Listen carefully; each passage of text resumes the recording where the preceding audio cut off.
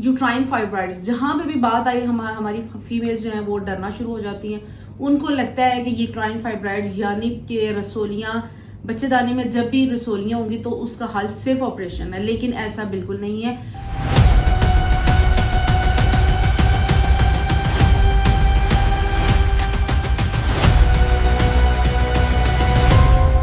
क्योंकि ये डिपेंड करता है कि उसका साइज क्या है। अगर तो उसका साइज बहुत बड़ा है तो तब वो केस ऑपरेशन की तरफ जाएगा, लेकिन अगर आपकी रसोलियाँ अभी स्टार्ट हो रही हैं, बहुत छोटे साइज में है, तो आप रूटीन में उसका चेकअप करवाते रहें। लेकिन मसला यहाँ पे ये है कि आपको पता कैसे चलेगा कि आपको रसोलियाँ, उसके लिए आपको जो अलामात आती हैं, कुछ लोगों को इसकी अलामात नहीं आती, लेकिन कुछ लोगों को, कुछ फीमेल्स को इसकी अलामात आ जाती हैं, जैसे कि यूरिन का बार बार आना, इसके साथ पेट का जो निचला हिस्सा है यहाँ पे दर्द का रहना, ये या फिर जब पीरियड्स आते हैं, ख़ास तौर पे जब ब्लीडिंग पीरियड्स आते हैं, तब जाकर पता चलता है कि इसमें उसकी जो अलामात हैं वो ज़्यादा आती हैं। जैसे कि उसमें जब पीरियड्स आ गए तो उसमें ब्लीडिंग जो है वो ज़्यादा होना, या फिर क्लॉट्स के साथ ब्लीडिंग होना, या फिर उसकी जो ड्यूरेशन है वो ज़्यादा रहती है, यानी कि दिन जो है वो ज़्यादा लग जाते हैं, ज़्यादा दिन तक उनको जो है वो ब्लीडिंग होती रहती है, जो कि फाइब्राइड्स का जो कि यूट्राइन फाइब्राइड की एक अहम अलामत हो सकती है।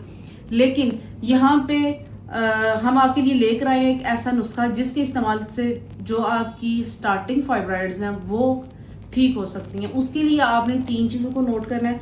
सबसे पहले आपने लेना है फ्लैक्स सीड्स, यानी कि अलसी के बीज, जो कि बहुत ही अच्छे होते हैं फीमेल के हार्मोन्स के लिए, क्योंकि ये ईस्ट्रोजन हार्मोन को बैलेंस करते हैं और साथ साथ बॉडी में जो इन्फ्लेमेशन होती है उसको कम करते हैं। इसके लिए इसी वजह से जो फ्लैक्स सीड्स होते हैं वो बहुत अच्छे होते हैं। आपने लेना है 100 ग्राम फ्लैक्स सीड्स, जिनके अलसी के बीज हो गए।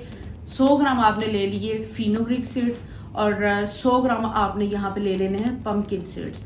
इन तीनों चीज़ों को आपने ड्राई रोस्ट करना है और इनको पीस कर इनका पाउडर बना लेना है, जो अपने पास रखना है, और इसको आपने लगातार 2 महीनों तक इस्तेमाल करना है। एक जो आपने चम्मच है, इसका छोटा आधा चम्मच सुबह खाना है नीम गर्म पानी के साथ, सेम इसी तरह आपने रात में लेना है।